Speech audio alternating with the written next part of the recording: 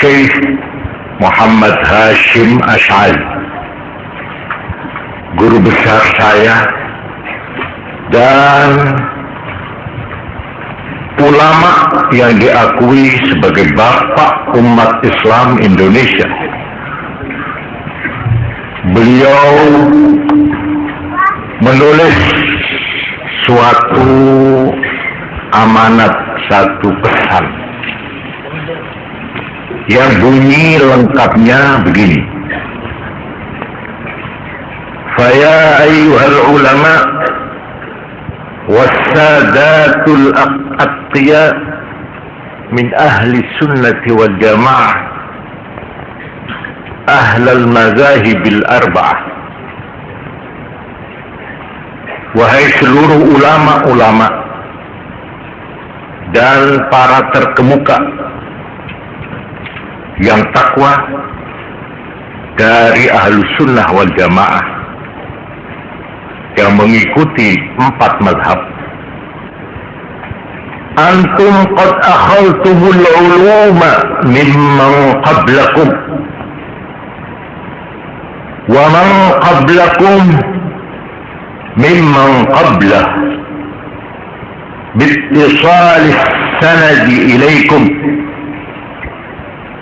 Kamu kiai-kiai, ulama-ulama telah memperoleh ilmu-ilmu agama dari ulama-ulama sebelummu,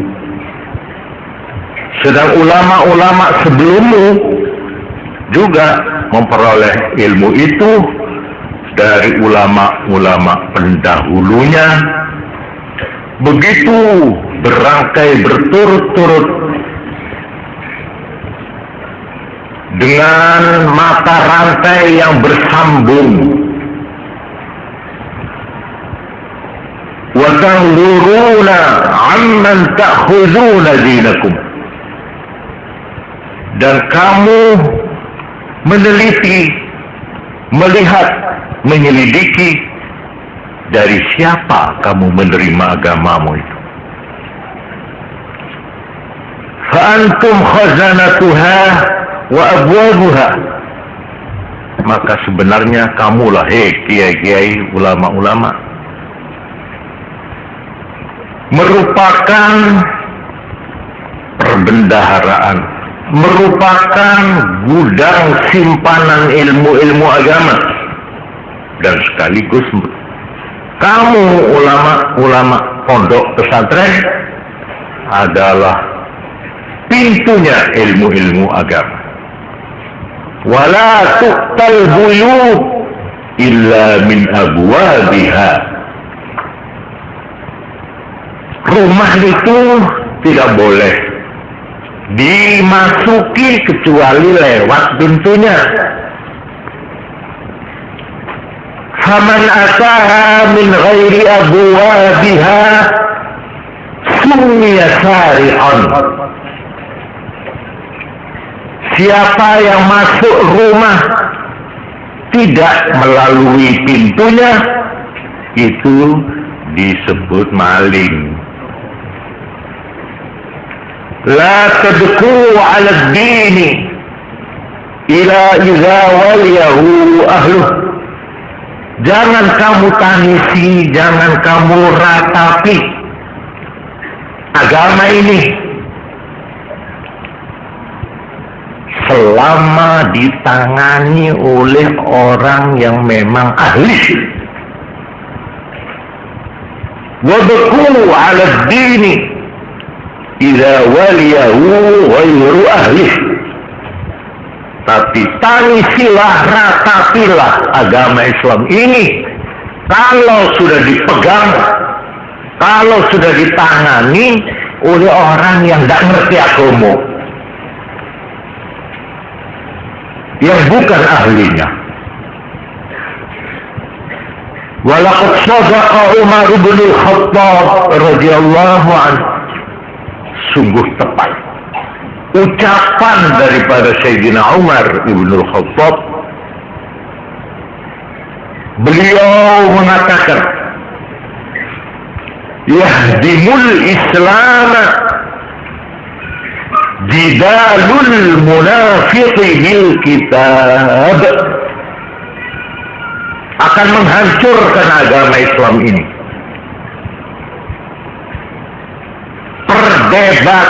Perdebatan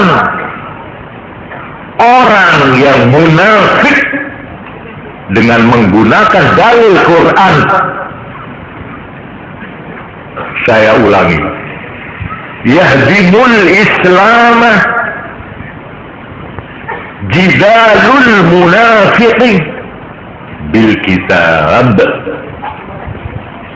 akan menghancurkan Islam ini.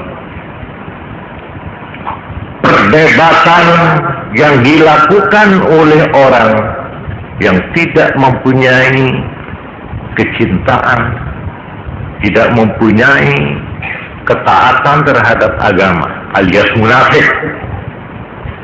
Orang-orang munafik bicara soal agama, malahan tidak tanggung-tanggung dia menggunakan dalil Alkitab, Quran.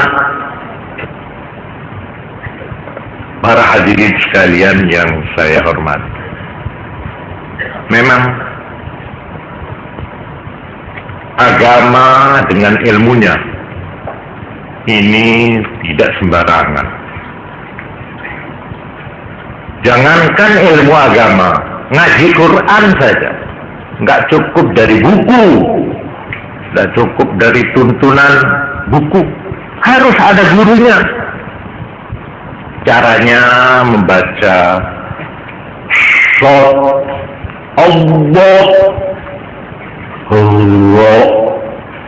Ain, itu tidak cukup lewat buku, tidak cukup.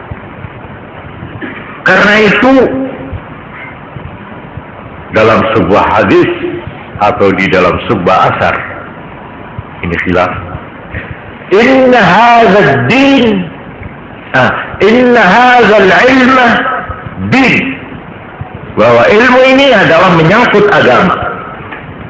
Fawzuru, maka lihatlah, selidikilah, amman ta'khuduna dinakum, dari siapa kamu menerima agamamu ini? Siapa itu guru yang befuh, yang ahli, yang memang mempunyai ilmu, yang ittisal, artinya yang bersambung dari guru ke guru, guru sampai kepada tabi'in, sampai kepada sahabat, sampai kepada Rasulullah sallallahu alaihi wasallam.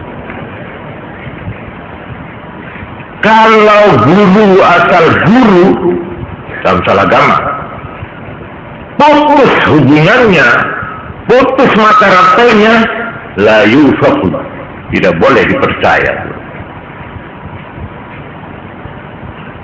Karena itu di pondok-pondok pesantren, semua kitab yang diajarkan itu, kiainya tidak berani mengajar kalau dia tidak dapat ijazah dari gurunya. Ijazah bukan ijazah untuk cari kerja, bukan, lain. Ijazah itu artinya yang dimaksud guru ini terima dari guru sampai kepada pengarang kitab itu. Pengarang kitab itu mengajar kepada muridnya. Kalau dinilai muridnya ini sudah mampu dan menguasai ilmu itu, baru dia diizinkan untuk mengajar. Ya, kamu boleh mengajar. Seperti Kiai Hasyim Asy'ari mendapat ijazah untuk mengajar hadis Bukhari, hadis Muslim. Ada yang menerima ijazah untuk mengajar kitab Fathul Mu'in, kitab tafsir, dan sebagainya. Ini yang diamanatkan oleh beliau. Jangan putus. Kamu harus tetap memegang peranan sebagai khazanatuha wa abwabuha. Kamu adalah gudangnya ilmu agama yang representatif, yang bisa dipertanggungjawabkan. Wa abwabuha, dan kamulah pintunya. Orang yang belajar agama tidak melalui saluran, tidak melalui jalur-jalur yang bersambung itu, sumia sarikon. Orang ibaratnya orang masuk rumah tidak lewat pintunya, alias maling. Nah, maling-maling ini ada yang resmi, ada yang tidak resmi. Akhir-akhir ini, para hadirin,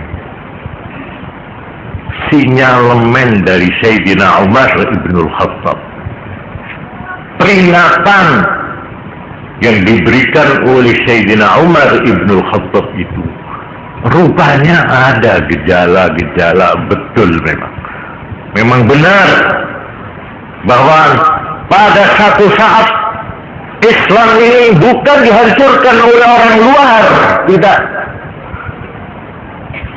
Kalau musuh dari luar yang anti Islam semakin hebat dia memukul Islam, 1000 kali Islam akan semakin gagah perkasa.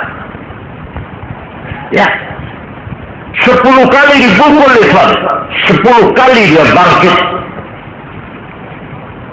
Ini sudah dibuktikan dalam sejarah agama Islam.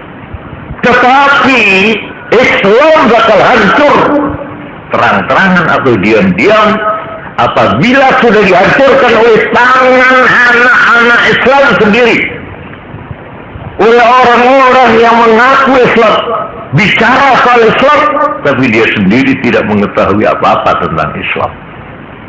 Malahan kadang-kadang dia bukan orang Islam yang baik. Dia berpolemik, dia berdebat, dia mengemukakan pendapat-pendapat yang kadang-kadang cukup tajam, padahal hatinya kosong dari kecintaan terhadap Islam. Padahal dia sama sekali tidak mengamalkan ajaran-ajaran Islam. Ini yang dimaksud munafik itu. Akan menghancurkan Islam, kata Sayyidina Umar. Debatnya orang munafik dengan menggunakan Quran. Tapi menggunakan Quran dicocok-cocokkan dengan pikirannya sendiri, dengan keinginannya sendiri. Tidak memasuki patokan atau peraturan-peraturan istidlal, mengambil dalil lewat Quran itu. Ini kalau nyaon maaf sambil ngenom kolan kuda ini apa tuh sehat nih yang kolang saja. Kimen oneng kola si berdecatan nggak? Pondok pesantren saya ikut ini waktu itu, yaitu ada seminar pondok pesantren seluruh Indonesia. Di dalam seminar itu, ini tahun berapa ini? Tahun 1965 Juli di Yogyakarta. Saya kebetulan ikut. Di dalam seminar pondok pesantren itu saya mencatat ini, bahwa fungsi tugas pondok pesantren pada umumnya, 1. Belajar agama Islam dari sumber yang otentik, yang tadi itu. Kecuali belajar agama Islam, 2. Memahami ajaran-ajaran, hikmah-hikmah, latar belakang dari ajaran-ajaran itu.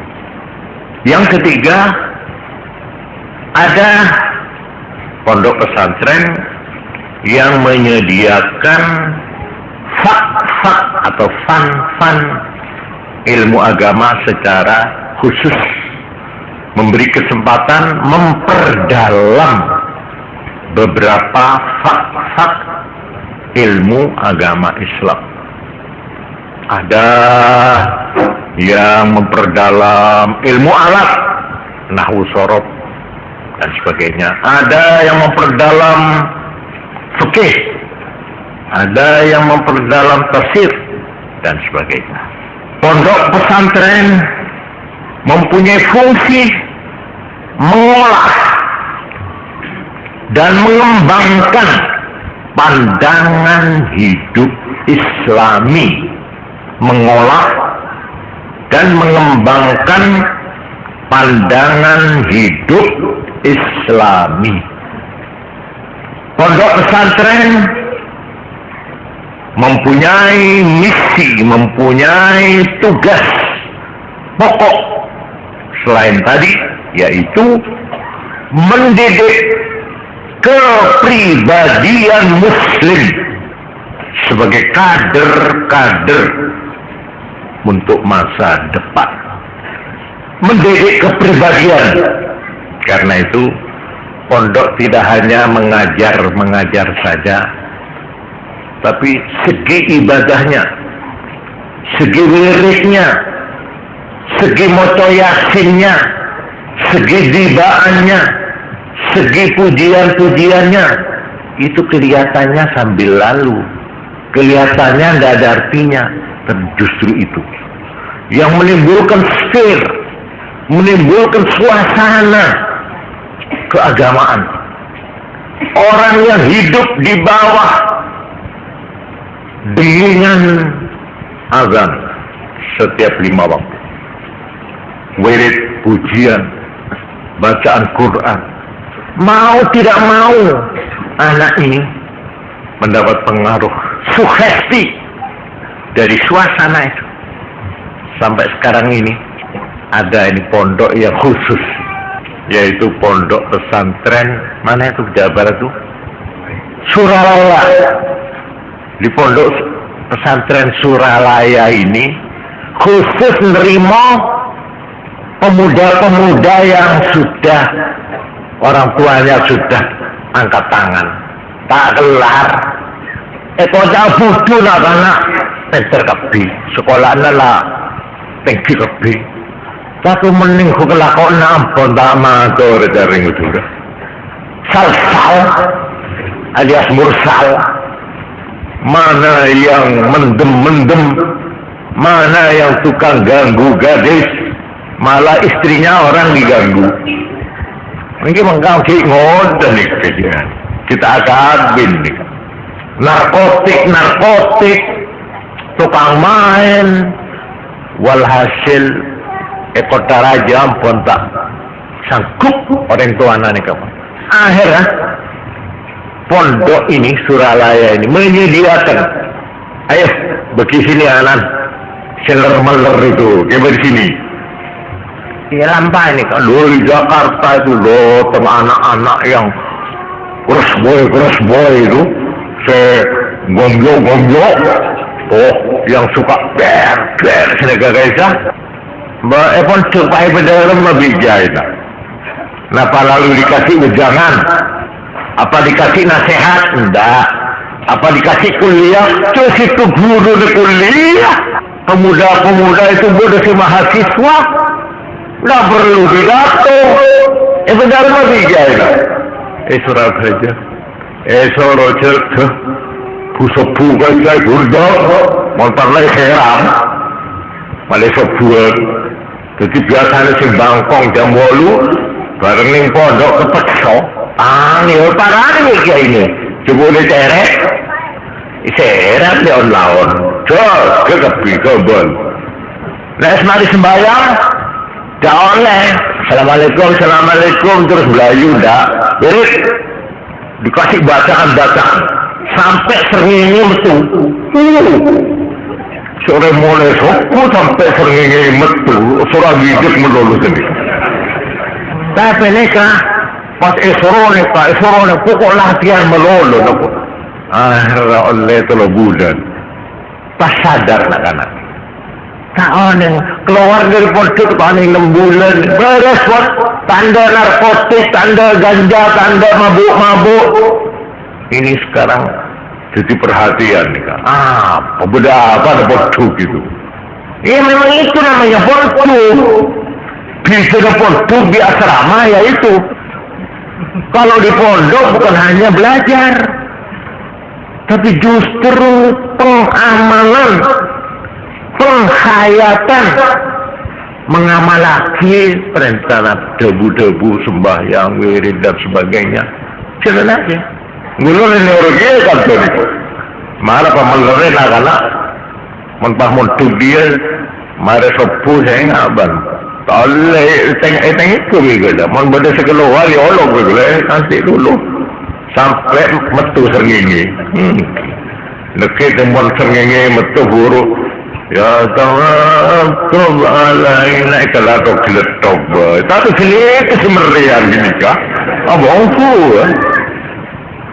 Anak-anak didik di pondok itu memang kalau ini diperhatikan segi agama, pelajarannya dan segi ibadahnya, maka tugas mendidik kepribadian muslim sebagai kader-kader yang akan datang. Ini memang termasuk tugasnya pondok itu. Pondok pesantren harus begitu.